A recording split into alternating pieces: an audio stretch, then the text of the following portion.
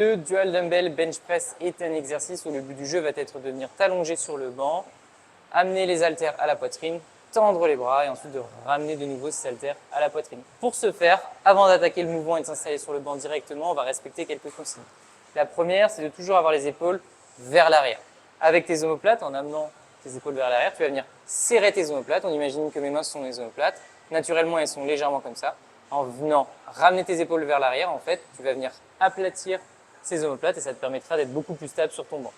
Donc, épaules en arrière. Dès que tes épaules elles sont en arrière, tu vas venir rabaisser tes épaules vers le sol. C'est-à-dire qu'on évite d'avoir les épaules aux oreilles, épaules en arrière, épaules vers le sol. Ça te permettra d'avoir davantage le buste fixe. Une fois que c'est fait, au niveau du mouvement, ta dumbbell, en gros, tu vas venir l'amener à la poitrine, au niveau du sternum, donc c'est vraiment le milieu du sternum, à peu près au niveau de la ligne mammaire. J'ai mes haltères ici, je développe dans la même direction, fais attention de ne pas développer face au visage, je pousse et je développe.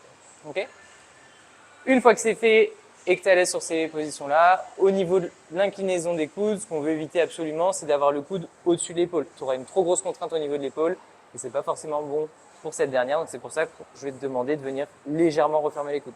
Peu importe, ici, là ou là, coude au plus proche du corps, c'est toi qui vois. Il faut que tu sois dans une position confortable. Donc, dès que tu vas respecter ces consignes, tu vas pouvoir venir t'installer sur le banc.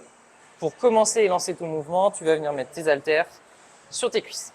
À partir de là, tu vas venir basculer ton buste vers l'arrière pour venir t'allonger et à l'aide de tes jambes, tu vas venir développer les haltères en t'allongeant dans un même temps. Ça donne ça, donc je suis ici, je m'allonge, hop, avec mes cuisses. Je lance mes haltères au niveau de ma poitrine. Je fais bien attention d'avoir bien ma tête qui repose sur le banc. Mes pieds sont bien à plat sur le sol. Si tu es un petit peu plus petit, tu peux venir te surélever les pieds à l'aide de steps ou de disques, c'est comme tu veux. Ou si tu préfères, tu peux venir mettre tes pieds sur le banc, c'est toi qui vois. À partir de là, tes pieds sont bien à plat sur le sol ou sur le banc, on fait gaffe de ne pas être sur la pointe, ça va te permettre de venir mieux te stabiliser. On vient pousser dans le sol pour activer ses cuisses et ses fessiers, ça permet d'avoir une tension permanente et d'être un petit peu plus fort sur son mouvement. Dès que c'est fait, haltères au niveau de la poitrine, épaules en arrière, épaules vers le sol, je vais venir développer ces haltères devant moi. Je contrôle la descente, je touche la première tête de l'haltère, celle au plus proche de moi, à ma poitrine, et je repars. Le mieux, c'est d'éviter de trop ouvrir. En fait, en ouvrant tes haltères, du coup, tu vas venir ouvrir les coudes et du coup, pas bon pour ton épaule.